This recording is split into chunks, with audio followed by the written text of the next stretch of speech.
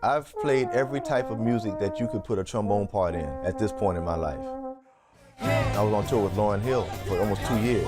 I'm the lead trombonist with Wynton Marsalis and the Jazz at Lincoln Center Orchestra. Talent doesn't take you but so far. You actually have to put work into it. When you play in a jazz band, the first thing that you have to do is listen to someone else before you make a sound on your horn. Every sound that you make is connected to somebody else's. Everybody has a set of things that defines their sound. And that must be what jazz is about, is putting your sound within this group of rules that define what the music is. And that lets you be yourself. My name is Vincent Gardner. I'm a trombonist, and I'm also the artistic director and education director and co-founder of Jazz Houston.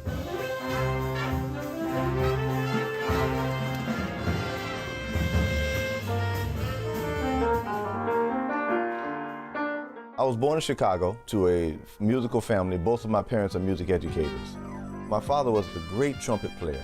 Played with Count Basie's band and Ray Charles' band in the 60s, and made a lot of records in Chicago of his own, and produced a lot of people, wrote for a lot of people like the Dells and a lot of great R&B artists, Fontella Bass, and a lot of great singers from the 60s and 70s. We left Chicago when I was 4 years old, and I grew up in Virginia. Both of my parents being educators, we had a closet in our house that had one of every instrument in it. Of course, I wasn't supposed to touch them, but I would fool around with them throughout the years. And so being around them, I messed around with a few different instruments all throughout those years and finally settled on trombone at 13. But aside from that, I was just a kid, just, riding bikes and wrestling in the front yard with my friends and that kind of stuff. 10th grade, I was playing football, and the band director, came to me and said, "Man, what are you doing? You're gonna bust your lip up out there, man." It's just, He looked at the horn, he said, "Man, this is gonna take you somewhere." He said, "This is gonna take you all over the world." That's not. It was the absolute truth. And so it was after then that I started to kind of put more focus into music and actually started practicing seriously. I got into a jazz band, and the director was a trombone player. He gave me the first record by J.J. Johnson, a great jazz trombonist.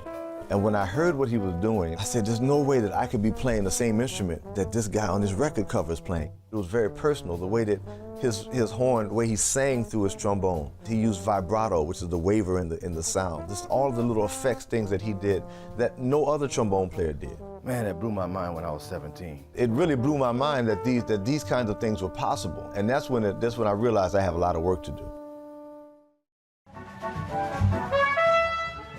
I believe in God, and I believe that He rewards you with the people and experiences to nurture you. And so it was funny that once I got serious about jazz music, I started meeting people who could help me. All of these people and experiences started to unfold, and I think it's still happening. My wife and I are, we're musicians, and we were both of the mindset that we wanted to get out of New York. We had kind of aspirations to start a jazz organization. We thought about it a little bit more, and we checked out a few other cities, but nothing had the feeling of Houston. Jazz Houston is an organization based here in Houston, Texas, founded by myself and my wife, Belinda Gardner, dedicated to jazz music through performance, through education, and through community outreach. Our job here is to make sure that Houston is a base for appreciating this great music, and that also that we can help to bring a little light to all of the great Texans and Houstonians that have contributed to jazz music throughout the years. Joe Sample, the Crusaders, and Wilton Felder, and Wayne Henderson, and Styx Hooper. We should celebrate people like that right here in Houston by playing their music.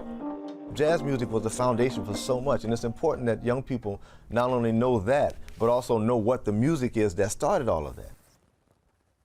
Jazz music means freedom of expression. It means a chance for you to be who you are.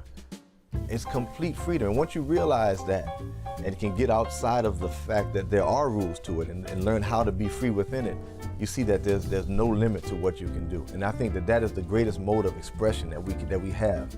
And it's extremely prideful for me that it's an American invention, and it's extremely liberating to me that I get to do it for a living, and that also I get to share it with other people.